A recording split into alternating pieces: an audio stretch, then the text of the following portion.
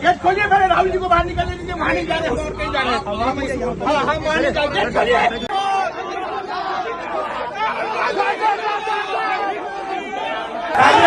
Barricade लगाया और मैं पीछे के रास्ते से आपके यहाँ आ गया।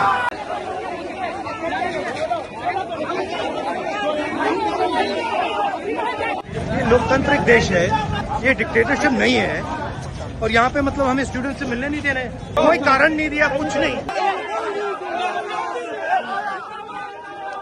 मैं आपका हॉस्टल देखना चाह रहा था और अभी मुझे हॉस्टल की फोटोज दिखाई दी गई और उसकी सच्ची हालत दिखी। मेस में स्टार्ट अभी तक खाना नहीं मिला हम लोगों को। फिलहाल 2-4 दिन चला, गवर्नमेंट के फंडिंग के हिसाब से फिर बंद हो गया। खुद से खाना बना रहे, खुद से खा रहे हैं।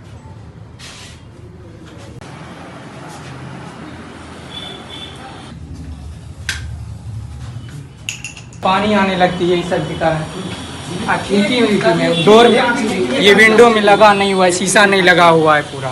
देखिए, दलित, पिछड़ा वर्ग, अति पिछड़ा वर्ग, आदिवासी वर्ग, आपके खिलाफ इस देश में 24 घंटा अत्याचार होता है।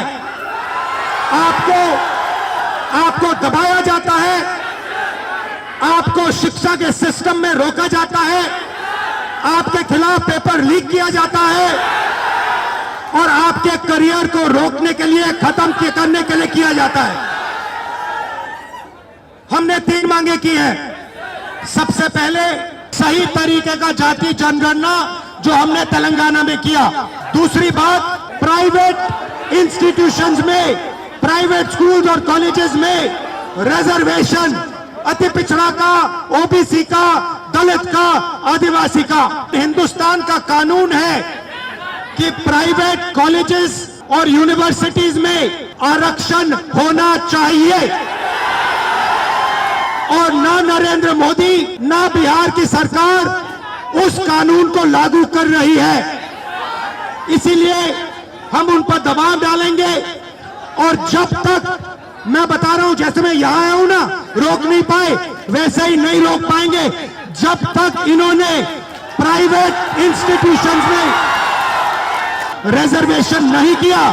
तब तक हम आगे बढ़ते जाएंगे, लड़ते जाएंगे। तीसरी बात, SC ST सब प्लान, जो आपका पैसा है, जो आपको नहीं दिया जाता है, आपको वो दिया जाना चाहिए। आप एक बात समझिए, बिहार की पुलिस ने अभी मुझे रोकने की कोशिश की,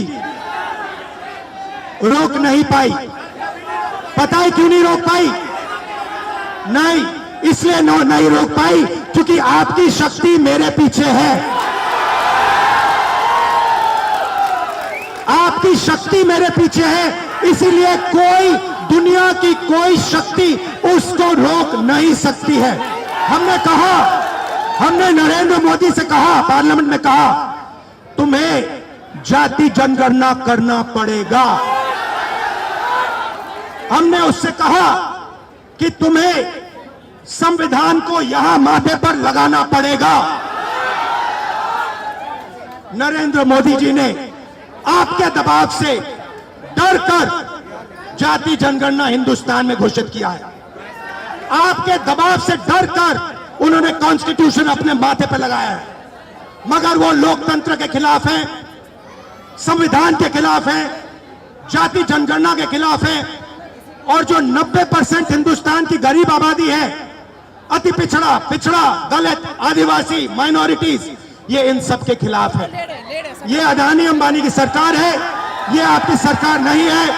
मैं जानता हूं SC ST अति पिछड़ा हॉस्टल्स में यहां क्या होता है। मैं आपको गारंटी देता हूं, जैसे ही हिंदुस्तान में सरकार आएगी, जैसे ही बिहार में हमारी सरकार आएगी, हम ये सारा का सारा बदल देंगे और आपके लिए जो होना चाहिए वो करके दिखाएंगे।